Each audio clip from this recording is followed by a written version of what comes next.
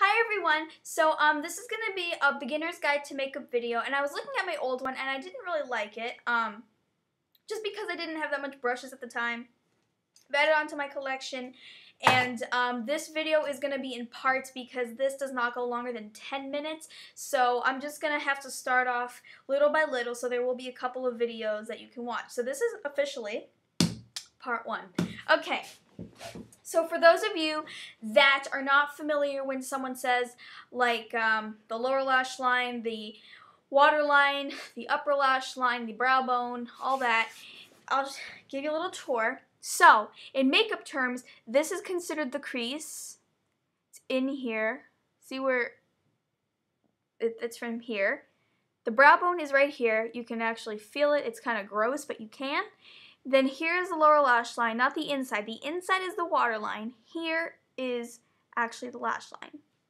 And this is the upper lash line. So that is it. So once you're finally introduced to that, what I would recommend is starting off with brushes. So I'm going to introduce you to these brushes. And okay, so I will start off. I'll just pick them randomly and then just give you a tour of these. Okay? So this is a foundation brush. Now, there are different types of foundation brushes. There is, oh my gosh, they're just different types. I like stippling brushes, which I don't have with me at the moment. I'm sorry. You can look them up online, and I'm sure someone is going to have a video on what a stippling brush looks like and what their use is for. But foundation brushes are just to apply your foundation all over your face. And if somehow these kind of brushes give you streak marks when you put on foundation, they're little like lines on your face, which I don't like. And if you don't like it, just take a little sponge. Doesn't matter, you can get these for free at the makeup store, like at the counter. Just take them. I usually do. Or you can just get a big pack at the store for like $5. They're disposable. Okay, so once we got the foundation brush introduced, I'm just gonna go to blush brushes. Now, there are a few different types and sizes. This one is actually considered the tiniest kind there is, because this is just to put in a little area, like over here, wherever you want to put it, but for a small area. So won't really put on a lot, so just for like a little area. This kind is just for a little bigger place, like if you want to just here for just a little blush, fine.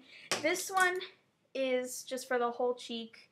You know, if you want that classic blush look, just go for that. Now, this brush is actually, people think looks like the most fun, which it does, but I think it's pretty useless. I wouldn't really recommend getting this unless if you really want to have it, but this doesn't have much use. This is really just to wipe off any excess, just to powder it off. For me, it doesn't really work. I think wet wipes or just makeup remover is just fine. You don't really need this. So, doesn't really do much. This brush is an eyebrow brush, and what you do is you groom your eyebrows like this. You never go like this, ever, because it just ruins it. You always go like this no matter what. Now, it does feel a little rough. It's not my favorite feeling. You can hear it. So it's not really soft. This is also the same thing, same purpose. It's also rough. Just an eyebrow brush. Now, these eyeshadow brushes, they can be confusing in a way. I actually taught myself how to use these somehow. I do not know, but I did.